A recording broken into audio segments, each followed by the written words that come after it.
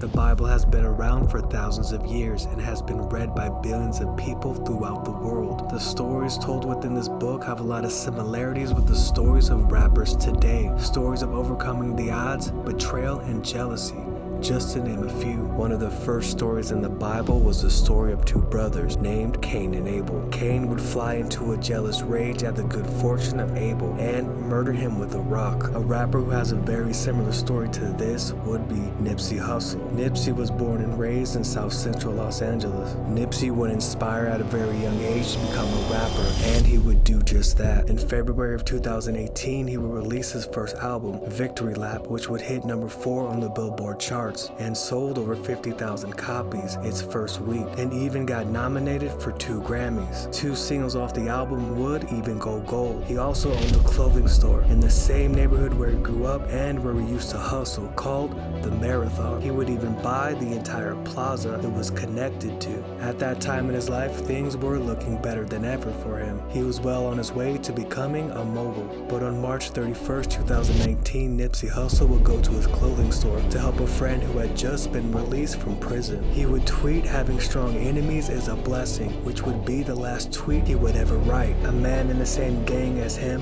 one of his brothers named Eric Holder, would approach and open fire, hitting him 11 times. As Nipsey fell to the ground, Eric would even kick him in the back of his head before escaping through an alley. Nipsey would die shortly after the paramedics would arrive. The outcry from the community was enormous. He was loved throughout the city by pretty much everyone. Eric Holder would be sentenced to 6 years life in prison. 2 lives lost, all because of uncontrolled rage of one brother. The story of David and Goliath was a tale about courage and not backing down. David was a young man, small in stature, and he would defeat the much larger Goliath with a slingshot when everyone else was too afraid. One rapper who stood up to a foe much larger than him was Pusha T. Pusha T was a successful rapper, but not nearly on the same level as Drake. For a little over a decade, his exceedingly dominant presence over music allowed him to be one of the decade's most successful and influential hip-hop and pop superstars. So when the much larger artist Drake dropped the Duppy freestyle, where he took lyrical shots at Pusha T, most people thought Drake would make light work out of Pusha T. But when Pusha T released the story of Adidon, he set the internet on fire, possibly making the best diss track in rap history. He revealed a photo of Drake wearing blackface and exposed to the world Drake was hiding a secret love child he had with a porn star. Things got so bad for Drake, Jay Prince had to intervene so this beef wouldn't escalate any further, possibly saving Drake's career. Pusha T without a doubt defeated a giant, but this next rapper was taken down by someone much closer to him. The story of Adam and Eve was about how Eve caused the downfall of Adam by convincing Adam to take a bite from the apple from the tree of knowledge. On November 2023, Cassie would drop a bombshell that would change Diddy's life forever. She would file a lawsuit alleging that during the course of their 10-year relationship,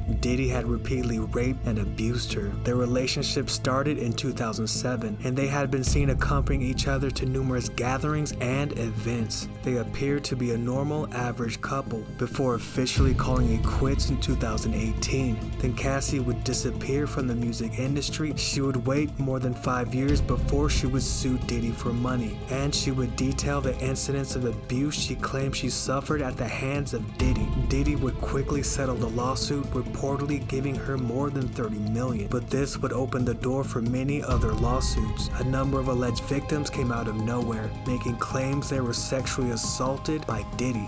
All these accusations, no doubt, tarnished Diddy's reputation even more. He's so nasty you can see the evil in his eyes. It just oozes and emanates off of him. It's about time. All the stuff starting to come out now about what Diddy is doing. He needs to be held accountable. Cassie knew exactly what she was doing. She got her bread and gave courage to every other victim. I'm so glad this is coming to life. Amid these allegations, Diddy had to step down from his position as chairman of Revolt TV, the media company he co-founded in 2013.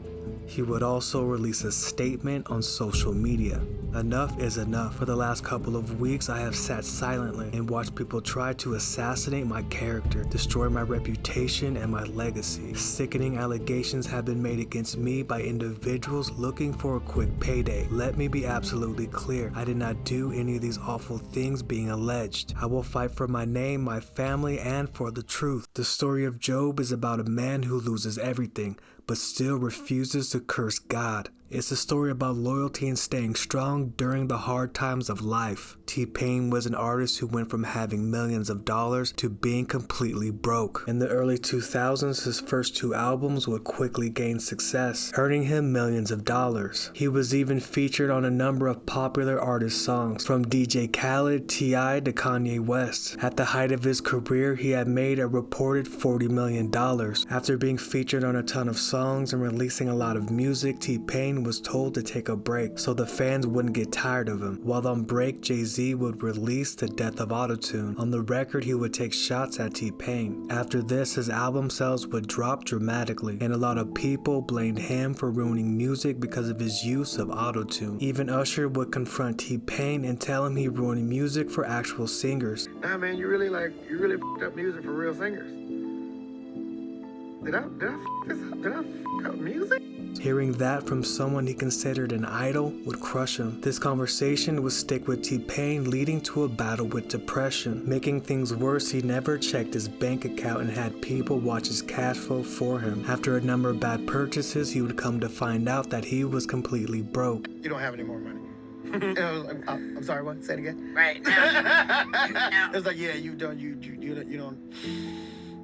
have any more money. And I was like, how did you let that happen? They were like, well, right. How did you let that happen? T-Pain would eventually make a comeback, but not through music. He would make a deal with Twitch, proving that by staying persistent and not giving up during the hard times of life, it is possible to overcome setbacks. Judas is one of the most infamous characters in the Bible. He betrayed Jesus for 30 pieces of silver. His story is about backstabbing and disloyalty. One rapper who betrayed the people he was close to was Tekashi 6ix9ine. After signing Shotty as his manager, Tekashi 6ix9ine would gain instant fame with the release of his single Gummo. Under the management of Shotty, 6ix9ine gained the necessary street cred he needed to be taken seriously in hip-hop. Shotty would provide the protection 6ix9ine needed to move around the industry. Tekashi 6ix9ine would go on to release a number of chart-topping songs, before him and Shotty and a number of other associates were arrested and charged federally for racketeering and firearms possession. Some of the charges, if convicted, carried a maximum penalty of life in prison. The evidence against Tekashi 6ix9ine seemed overwhelming, because a video of him surfaced where you can clearly see him ordering a hit. I got 30 packs